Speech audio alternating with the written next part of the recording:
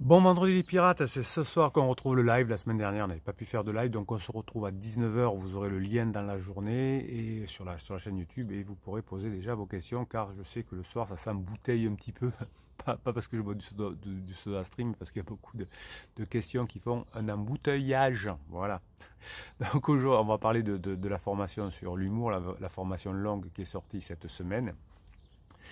Vous l'aimez cette formation parce que vous savez qu'il y a désormais les 4 points pour récupérer votre conjoint: savoir faire du badinage, savoir avoir de l'humour, savoir sexualiser et savoir avoir de l'attention sexuelle. Et l'humour est quelque chose qui est fondamental dans tous les domaines de la vie pour améliorer son couple, pour améliorer sa relation. Et en phase 4, vous aurez besoin effectivement d'avoir beaucoup d'humour pour vous régaler dans votre vie avec votre couple. Donc le couple, c'est un projet que vous allez travailler ensemble dans la phase 4 et c'est un processus de croissance à plusieurs titres, hein, et l'humour va vous permettre ça, c'est de croître individuellement dans le couple, d'être meilleur parce que vous allez apprendre des choses grâce aux formations que vous aurez apprises pendant la crise de votre conjoint.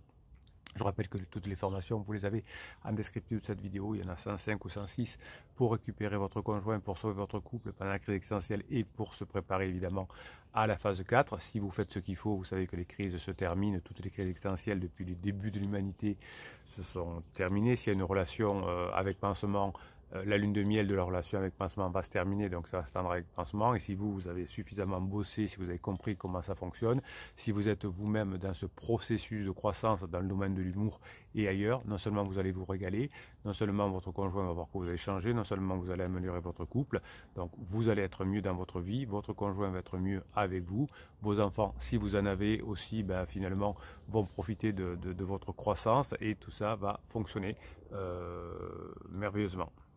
Donc finalement, la phase 4 sera une phase d'approfondissement, une phase d'affinement de l'amour, des sentiments, puisque pendant la phase 2, vous n'avez pas créé assez d'émotions à votre conjoint. Le sentiment, c'est l'émotion plus les pensées.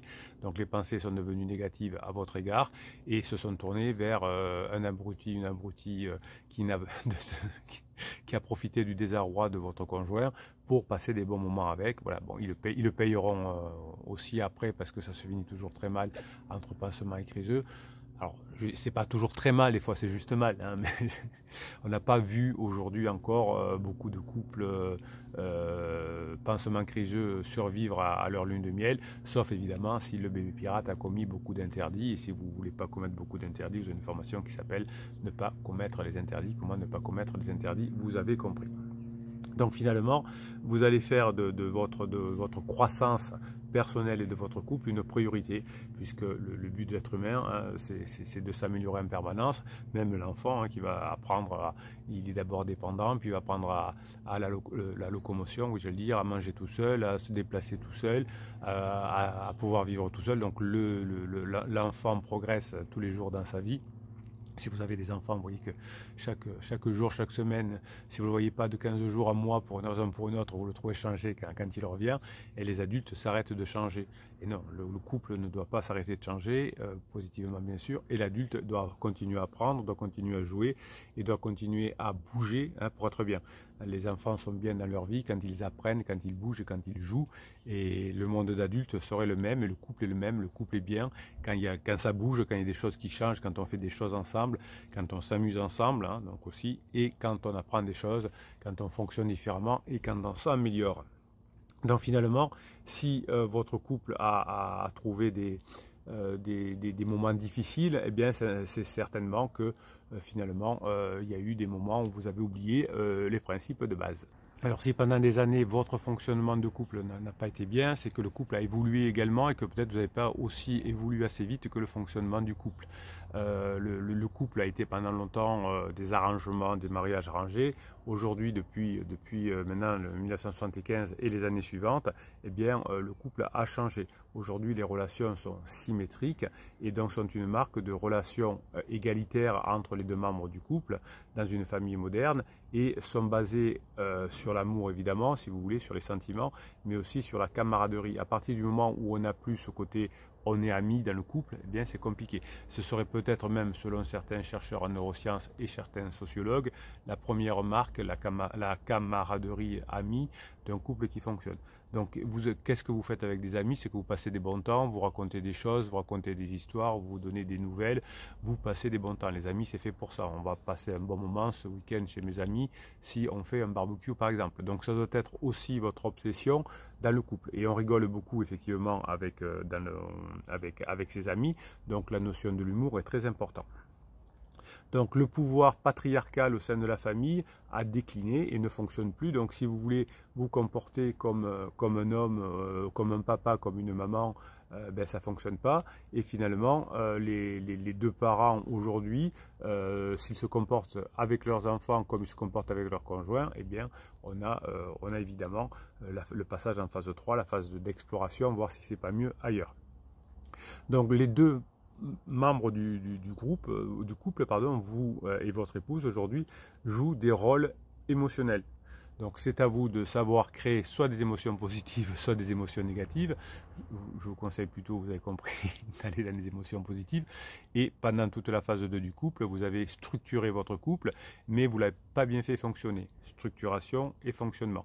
Donc c'est très bien, votre couple s'est structuré, mais n'a pas bien fonctionné. Donc dans la phase 4 du couple, vous allez passer d'une façon de structuration, votre famille est structurée, vous avez la maison, vous avez tout ce qu'il faut, mais il va falloir apprendre à faire fonctionner votre couple. Et l'humour, effectivement, est une façon de fonctionner le couple.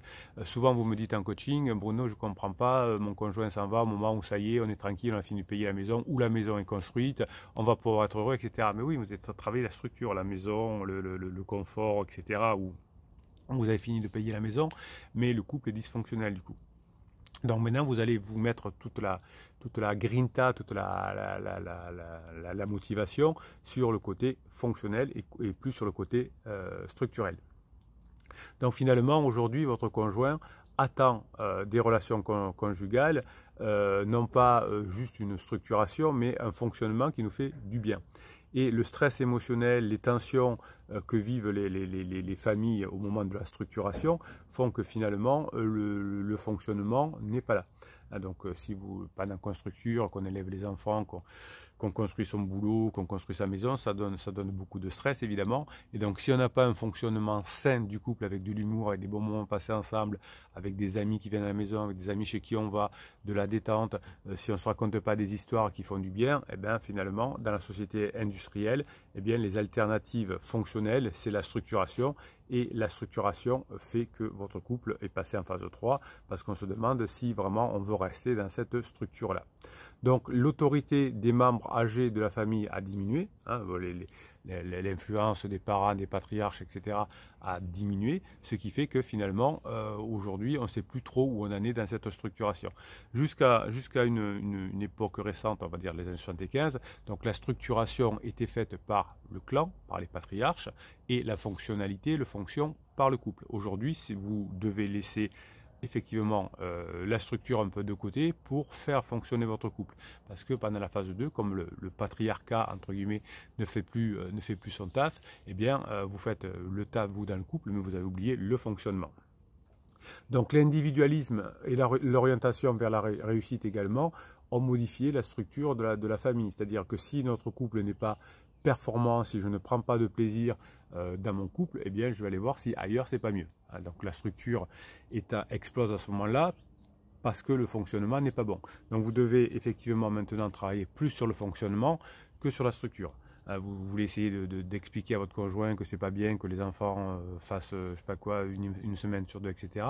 Donc là vous parlez encore structure, alors que votre conjoint va parler, s'il est en crise, de fonction. Donc mettez-vous bien dans la tête, chaque fois que je veux parler de structure, c'est mort. Il faut qu'on parle, c'est la structuration. Donc hop, tapez en touche, on va se voir dans un resto, on va en discuter tranquillement. C'est-à-dire la structuration, je veux qu'on parle du divorce, comment ça va se passer, structure. Eh bien vous ne parlez que fonctionnement, et fonctionnement va éviter d'avoir ces conflits-là. Donc il y a une augmentation des fonctionnalités finalement le couple, puisque vous avez à la fois la structure et le fonctionnement. Donc les fonctionnalités du couple augmentent, on doit structurer et bien fonctionner. Et donc dans des moments de crise, comme vous les vivez actuellement avec votre conjoint, on va uniquement parler de fonction, comment on passe du temps, etc. Donc finalement, l'industrialisation a conduit des familles plus petites à avoir comment dirais-je, à être plus mobiles géographiquement, donc on est plus loin de la structure du clan qui était là, et donc effectivement on doit structurer et on oublie le fonctionnement, on ne peut plus se concentrer sur le fonctionnement, et finalement le droit des femmes, le droit des hommes, les facilités avec Internet, avec des salles de sport, avec des salles de musique ou je ne sais pas quoi, de se distraire, vont faire qu'on va être attiré vers l'extérieur du couple pour avoir un fonctionnement qui nous fait plaisir. On va fuir la structure pour avoir le fonctionnement une fois qu'on a la structure. Évidemment, le couple tout commence toujours par se structurer. Alors en fait, d'abord, il y a un fonctionnement pendant la lune de miel. Donc on fonctionne bien ensemble, etc. C'est pour ça que votre conjoint cherche un pansement lune de miel de type pour compenser le fonctionnement qu'il n'y a plus dans votre couple. Ensuite, une fois que la lune de miel est terminée, on va passer à la structuration. Ce que vous avez fait, construire une maison, les enfants, etc. Ce qui n'est pas possible avec pansement, puisque quand le fonctionnement est terminé, on ne va pas structurer quelque chose qui existe déjà. Surtout si vous n'avez pas terminé la relation avec votre conjoint, si la structure existe toujours, si vous n'avez pas divorcé, si vous n'avez peut-être même pas encore fait 2 appartements difficiles, on ne peut pas structurer sur quelque chose qui est déjà structuré. C'est pour ça que ça explose avec pansement. Donc vous allez, pendant toute la crise de votre conjoint, pendant toute la phase d'alarme, vous allez faire en sorte qu'il y ait le meilleur fonctionnement possible. Vous n'allez plus parler de structuration, on divorce pas, on se remet ensemble, ne prend pas d'appartement, etc. On ne parle pas de tout ça, le moins possible. On parle de fonctionnement et on ne touche pas la structure. De façon qu'à la fin de la crise, de la lune de miel entre pansement et votre conjoint, eh bien, il ne puisse pas y avoir de structuration puisqu'il existe déjà une structuration. Si vous avez détruit votre structuration, c'est ce que veut faire votre conjoint quand il est en phase d'alarme, il faut aller vite. On va voir un avocat, on va vendre la maison, le notaire, l'agent immobilier, etc. C'est pour pouvoir recréer une structure avec quelqu'un d'autre. Donc si vous êtes suffisamment rock, vous avez une formation qui s'appelle Comment rester un rock, donc pendant la phase d'alarme, eh bien petit à petit, vous allez pouvoir, à la fin de la lune de miel, conserver votre structure, mais améliorer le fonctionnement. L'humour est quelque chose qui va vous permettre de bien tenir le rôle. Si votre conjoint si vous avez raté des étapes au début de la crise de votre conjoint et que votre conjoint vous a forcé, peut-être que vous avez eu des mauvais conseils, que vous avez fait des silences radio, que vous êtes énervé, que vous avez fait des propulsions, que vous avez mis votre conjoint dehors, vous avez cassé la structure, ou vous êtes allé voir vous-même un avocat ou le notaire ou l'agent immobilier, ben c'est pas grave, on va stopper, on va demander à son avocat de stopper les démarches et de faire durer le plus longtemps possible, on va bloquer la vente de la maison, etc. pour que la structure ne change pas. Alors évidemment, ça va énerver votre conjoint au début, qui va être furieux. J'ai eu 2 fois ça, des termes furieux. Mon conjoint était furieux, il n'a pas eu ce qu'il voulait.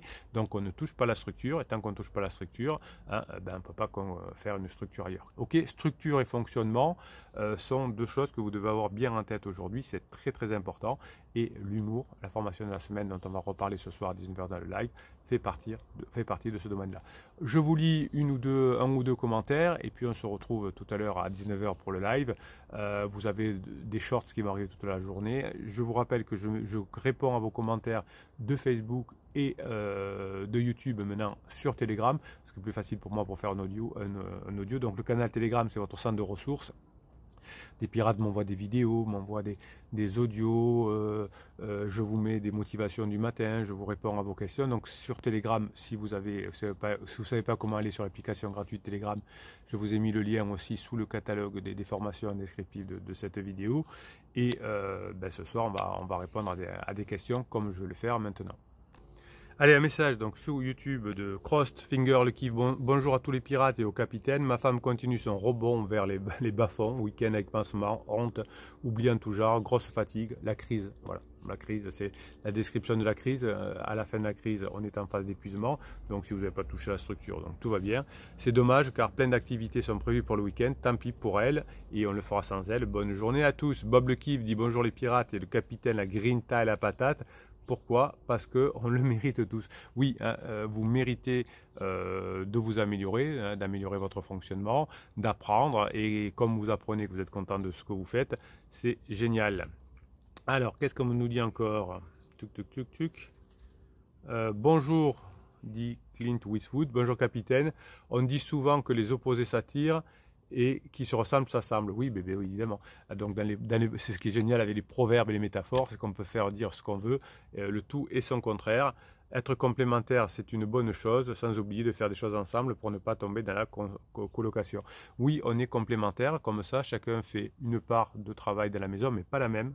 La colocation, tout le monde fait les mêmes choses, on fait la vaisselle à tour de rôle. Là, quand on est complémentaire, ben, il y a quelqu'un qui a la responsabilité de la structure de la maison, du jardin, je ne sais pas quoi, de l'électricité, de la peinture, l'autre qui fait le fonctionnement quotidien, et puis on s'entraide dans la structure ou dans le fonctionnement, évidemment. Hein. Chacun a son rôle dans le couple, et l'autre l'aide dans son couple, mais dans sa mission, entre guillemets, mais chacun a quelque chose de complémentaire, les deux sont indispensables.